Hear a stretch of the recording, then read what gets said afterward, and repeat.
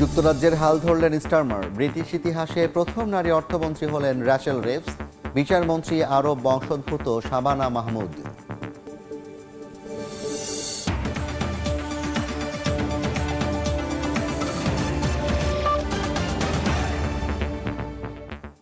আন্তর্জাতিক সময়ের সঙ্গে আছি আমি জাফর সাদিক। আনুষ্ঠানিকভাবে যুক্তরাজ্যের নতুন প্রধানমন্ত্রী হলেন লেবার পার্টির নেতা কের স্টারমার। বাকিংহাম প্যালেসে রাজা তৃতীয় চার্লসের সঙ্গে সাক্ষাতের পর 10 নম্বর ডাউনিং স্ট্রিটে ভাষণে নতুন প্রধানমন্ত্রী বলেন, এখন থেকেই শুরু পরিবর্তন। এদিকে টানা চতুর্থবারের মতো জয় পেয়েছেন বঙ্গবন্ধু শেখ মুজিবুর রহমানের নাতনি টিউলিপ সিদ্দিক। বাজিমাত করেছেন রুশনারা আলী, রূপা হক, আফসানা বেগমও। ব্রিটেনের নতুন প্রধানমন্ত্রীকে অভিনন্দন জানিয়েছেন প্রধানমন্ত্রী শেখ হাসিনা। লন্ডন থেকে শোয়েব কবিরের রিপোর্ট। 14 বছর পর ক্ষমতার পালাবদল যুক্তরাজ্যে। শুক্রবার কনজারভেটিভ পার্টিকে বিশাল ব্যবধানে হারিয়ে নিরঙ্কুশ জয় পায় লেবার পার্টি। এতে ব্রিটেনের প্রথম ভারতীয় বংশোদ্ভূত প্রধানমন্ত্রী ঋষি সুনাকের স্থলাভিষিক্ত হলেন 412টি আসনে জিতে ইতিহাস গড়া লেবার পার্টির নেতা কেয়ার স্টারমার। নির্বাচনে জয়লাভ করে বাকিংহাম প্যালেসে গিয়ে রাজা তৃতীয় চার্লসের সঙ্গে সাক্ষাৎ করেন লেবার নেতা কেয়ার স্টারমার। এই সময় তাকে প্রধানমন্ত্রী নিয়োগ দেন রাজা তৃতীয় চার্লস। একই সঙ্গে নতুন সরকার গঠনের আহ্বান জানানো হয় তাকে। রাজার প্রস্তাব গ্রহণ করেন নতুন ব্রিটিশ প্রধানমন্ত্রী। পরে ব্রিটিশ প্রধানমন্ত্রীর কার্যালয়ে 10 নং ডাউনিং স্ট্রিটে প্রথমবারের মতো জাতির উদ্দেশ্যে ভাষণ দেন Starmer. Now our country has voted decisively for change, for national renewal and a return of politics to public service. I say to you directly, my government will serve you. Have no doubt that we will rebuild Britain with wealth created in every community. এদিকে labour party থেকে বাংলাদেশি বংশোদ্ভূত প্রার্থীদের মধ্যে জয় পেয়েছেন বঙ্গবন্ধু শেখ মুজিবুর রহমানের নাতনি tulip Siddique, Rushanara Ali, রূপা হক ও আফসানা বেগম। মেয়ে tulip সিদ্দিকের টানা চতুর্থবারের মতো জয়ের সাফল্যে উচ্ছ্বসিত শেখ রেহানা। সবার কাছে দোয়া চাই যেন তার কাজ তার নিষ্ঠার সাথে করতে পারে। সবাইকে শুভেচ্ছা জানাচ্ছি। আপনাদের দোয়ায় আমি এই 4th টাইম আবার ইলেক্টেড হলাম।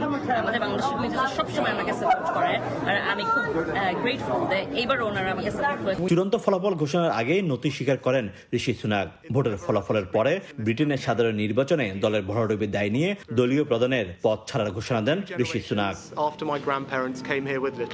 যুক্তরাজ্যে আগামী 9 জুলাই নতুন পার্লামেন্ট সদস্যদের শপথ গ্রহণ ও স্পিকার নির্বাচন অনুষ্ঠিত হবে। 17 জুলাই রাজা তৃতীয় চার্লসের উদ্বোধনী বক্তব্যের মধ্য দিয়ে আনুষ্ঠানিক যাত্রা শুরু হবে লেবার সরকারের। নির্বাচনে জয়ের পর কিয়ার স্টারমার বলেন, পরিবর্তন এখন থেকে শুরু। তবে টানা 14 বছর কনজারভেটিভ সরকার ক্ষমতা থাকাকালীন সময়ে ব্রিটেনের ভঙ্গুর অর্থনীতি, জীবন যাত্রার ব্যয় বৃদ্ধি সহ নানা সমস্যায় জর্জরিত দেশটিকে কতটুকু পরিবর্তনের মুখোমুখি করতে পারবেন তিনি, সেটি এখন দেখার বিষয়। শোয়েব কবির, সময় সংবাদ, লন্ডন। অবশেষে ঘুরে গেল যুক্তরাজ্যের রাজনীতির মোড়। লেবার পার্টির জয়ের মধ্য দিয়ে অবসান হলো 14 বছর ধরে চলা কনজারভেটিভ পার্টির শাসন। নির্বাচনে ভূমিধস জয়ের পর সব ধরনের চ্যালেঞ্জ মোকাবিলার ঘোষণা দিলেন নতুন প্রধানমন্ত্রী স্যার কের স্টারমার। অন্যদিকে পরাজয় মেনে নিয়ে বিজয়ী স্টারমারকে অভিনন্দন জানান ঋষি সুনাক। যুক্তরাজ্যের নির্বাচনে লেবার পার্টির অভাবনীয় জয়ের পর নতুন প্রধানমন্ত্রীকে স্বাগত জানালো দেশটির জনগণ। এর মধ্য দিয়ে অবসান হলো কনজারভেটিভ পার্টির 14 বছরের শাসনের। এদিকে সব ধরনের চ্যালেঞ্জ মোকাবিলার ঘোষণা দিলেন নতুন প্রধানমন্ত্রী স্যার কেইর স্টারমার।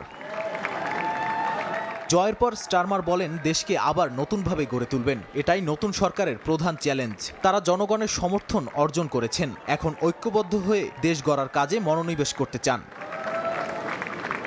এবারের নির্বাচনে পরাজিত হয়েছেন বাঘা বাঘা অনেক নেতা। কনজারভেটিভ পার্টি শাসন আমলে ব্রিটিশ জনগণ 5 জন প্রধানমন্ত্রী দেখেছে। দলটির নেতা সাবেক মন্ত্রী জ্যাকব রিস-মক বলেন, টরিদের জন্য এই নির্বাচন বড় দুঃসংবাদ। তিনি নিজেই পূর্ব সমারসেট ও হ্যানহামে তার সিট হারিয়েছেন। সাবেক প্রতিরক্ষামন্ত্রী গ্রান্ট শ্যাপসও দক্ষিণ ইংল্যান্ডে তার আসন হারিয়েছেন।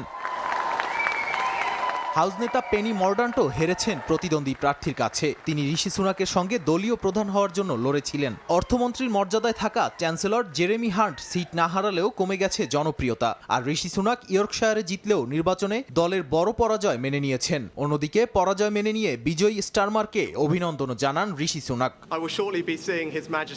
ব্রিটেনের হাউস অব কমন্সে 650টি আসনে লেবার পার্টি জয় পেয়েছে 412 আসনে, কনজারভেটিভ জয় পেয়েছে 121টিতে। এর আগে হাউস অব কমন্সে টনি ব্লেয়ারের নেতৃত্বে আরও বড় জয় পেয়েছিল লেবার পার্টি। নাদিম মারজান, সময় সংবাদ। দীর্ঘ 14 বছর পর ব্রিটেনে সরকার গঠন করছে লেবার পার্টি। আনুষ্ঠানিকভাবে প্রধানমন্ত্রীর দায়িত্ব নেওয়ার পর মন্ত্রিসভার দায়িত্ব বন্টন শুরু করেছেন কের স্টারমার। ব্রিটিশ ইতিহাসের প্রথম নারী অর্থমন্ত্রী হয়েছেন র্যাচেল রিপস। পররাষ্ট্র মন্ত্রণালয়ের দায়িত্ব গেছে সাবেক মার্কিন প্রেসিডেন্ট বারাক ওবামার বন্ধু ডেভিড ল্যামির হাতে। অন্যদিকে প্রথম মুসলিম নারী হিসেবে আইন ও বিচার মন্ত্রী হয়েছেন আরব বংশোদ্ভূত শাবানা মাহমুদ। ব্রিটেনের রাজা তৃতীয় চার্লসের পক্ষ থেকে আনুষ্ঠানিকভাবে সরকার গঠনের দায়িত্ব পাওয়ার পর নতুন মন্ত্রিসভা গঠন শুরু করেন লেবার নেতা প্রধানমন্ত্রী কের স্টারমার। মন্ত্রিসভার উপপ্রধানমন্ত্রী হিসেবে বেছে নিয়েছেন অ্যাঞ্জেলা রায়নারকে। এদিকে ব্রিটিশ ইতিহাসের প্রথম নারী অর্থমন্ত্রীর দায়িত্ব পেয়েছেন র্যাচেল রিপস। নিয়োগের পর সামাজিক যোগাযোগ মাধ্যমে একটি পোস্ট করে বলেন, অর্থমন্ত্রী হিসেবে নিযুক্ত হওয়া তার জন্য সম্মানের। নতুন সরকারের পররাষ্ট্রমন্ত্রীর দায়িত্বে নিয়োগ পেয়েছেন ডেভিড ল্যামি। কৃষ্ণাঙ্গ এই লেবার নেতার আরেকটি পরিচয়, তিনি যুক্তরাষ্ট্রের সাবেক প্রেসিডেন্ট বারাক ওবামার বন্ধু। ডেভিড 2 বছরের বেশি সময় ধরে লেবার পার্টির আন্তর্জাতিক বিষয়ক মুখপাত্র হিসেবে দায়িত্ব পালন করে আসছেন। ইভেট কুপার পেয়েছেন স্বরাষ্ট্রমন্ত্রীর দায়িত্ব। 1969 সালে জন্ম নেওয়া এই ব্রিটিশ রাজনীতিবিদ 2009 সালে কর্মসংস্থান ও পেনশন মন্ত্রী হিসেবে দায়িত্ব পালন করেছেন। এদিকে প্রথম মুসলিম নারী হিসেবে আইন ও বিচার মন্ত্রণালয়ের দায়িত্ব পেয়েছেন আরব বংশোদ্ভূত শাবানা মাহমুদ। এছাড়াও প্রতিরক্ষা মন্ত্রণালয়ের দায়িত্ব পেয়েছেন জন হ্যালি। অন্তরা সেন, সময় সংবাদ। 14 বছর যুক্তরাজ্যের ক্ষমতায় থাকার পর এবারের নির্বাচনে ভূমিধস পরাজয় হয়েছে কনজারভেটিভ পার্টির। বিরোধী দল লেবার পার্টির কাছে এমন ঐতিহাসিক হারের পর প্রশ্ন উঠেছে ঋষি সুনাকের নেতৃত্ব নিয়ে। বিশ্লেষকরা বলছেন, টরি দলের এই শোচনীয় অবস্থা অকারণে হয়নি। অর্থনৈতিক স্থবিরতা, স্বাস্থ্য ও আবাসন খাতে সংকট, জীবনযাত্রার ব্যয় এবং অভিবাসনের মতো ইস্যু নিয়ে সমস্যায় জর্জরিত ছিল দলটি। এছাড়া কনজারভেটিভ পার্টির অন্তর্দ্বন্দ্বের কারণেও জনগণের কাছে প্রথম পছন্দ হয়ে ওঠে লেবার পার্টি। 2010 থেকে 2024 দীর্ঘ 14 বছর ধরে যুক্তরাজ্যের ক্ষমতায় ছিল কনজারভেটিভ পার্টি। তবে এবারের নির্বাচনে হারের তিক্ত স্বাদ পেল দলটি। ভোটের মাঠে ভরাডুবি হয়েছে কিয়ার স্টারমারের লেবার পার্টির কাছে। কী কারণে যুক্তরাজ্যের রাজনীতিতে এই পালাবদল, তা নিয়ে চলছে চুলচেরা বিশ্লেষণ।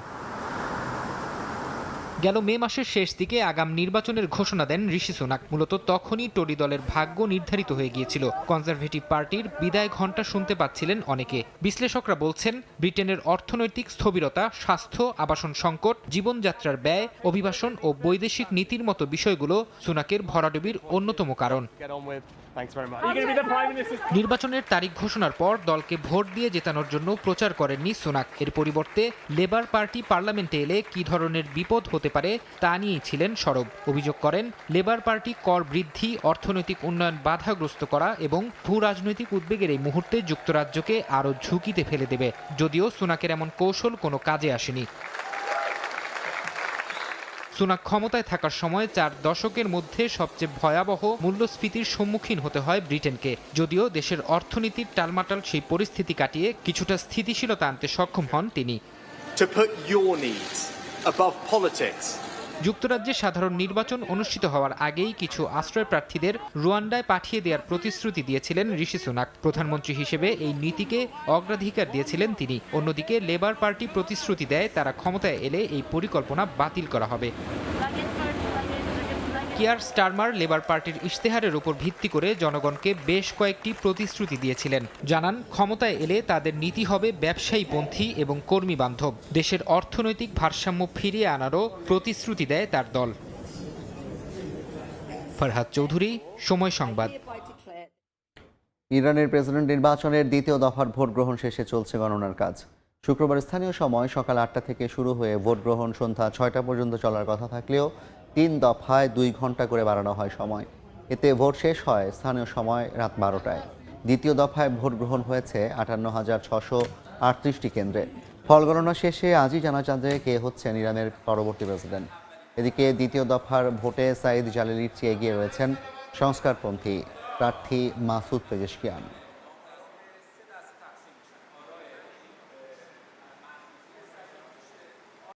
সপ্তাহে 6 কর্মদিবসের নিয়ম চালু করেছে গ্রিস। দক্ষ কর্মীর সংকট পূরণে এবং উৎপাদন বাড়াতেই এ উদ্যোগ বলে জানানো হয়। দেশজুড়ে সমালোচনার ঝড়, তীব্র প্রতিবাদ জানিয়েছে দেশটির বিভিন্ন শ্রমিক সংগঠন। বাড়তি কর্মঘণ্টা নিয়ে আন্দোলন এবং প্রতিবাদের ইতিহাস পৃথিবীতে নতুন নয়। এবার সপ্তাহে 6 কর্মদিবসের নতুন সিদ্ধান্তের বিরুদ্ধে উত্তাল গ্রিস। দেশ জুড়ে জন্ম দিয়েছে সমালোচনার। ধীরে ধীরে গোটা ইউরোপ যখন কর্মদিবস 4 দিন করার দিকে ঝুঁকছে, তখন গ্রিস সরকার কর্মদিবস বাড়িয়ে 6 দিন করার নতুন পদক্ষেপ নিয়েছে। 1 জুলাই থেকে চালু হয়েছে নতুন নিয়ম।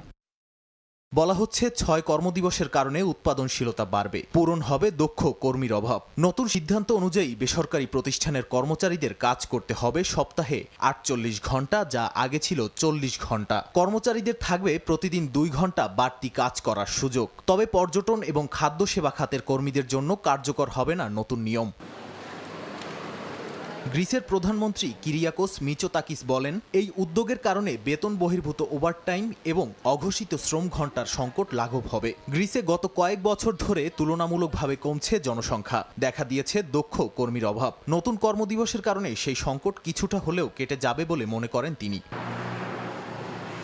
যদিও সরকারের নতুন সিদ্ধান্তের বিরুদ্ধে গ্রিস জুড়ে শুরু হয়েছে সমালোচনার ঝড়। একে বর্বরোচিত সিদ্ধান্ত আখ্যা দিয়ে তীব্র প্রতিবাদ জানিয়েছে দেশটির বিভিন্ন শ্রমিক সংগঠন। গবেষকরা বলছেন, কাজে মনোযোগ এবং উৎপাদনশীলতা বৃদ্ধিতে 4 দিনের কর্মদিবসের নিয়মই কার্যকরী। 2022 সালে বেলজিয়ামে 5 দিনের পরিবর্তে 4 কর্মদিবস কাজের আইনি অধিকার দেওয়া হয়েছে। একইভাবে যুক্তরাজ্য, জার্মানি, কানাডা, জাপান এবং দক্ষিণ আফ্রিকাতে 4 কর্মদিবসের নিয়ম চালুর উদ্যোগ নেওয়া হয়েছে।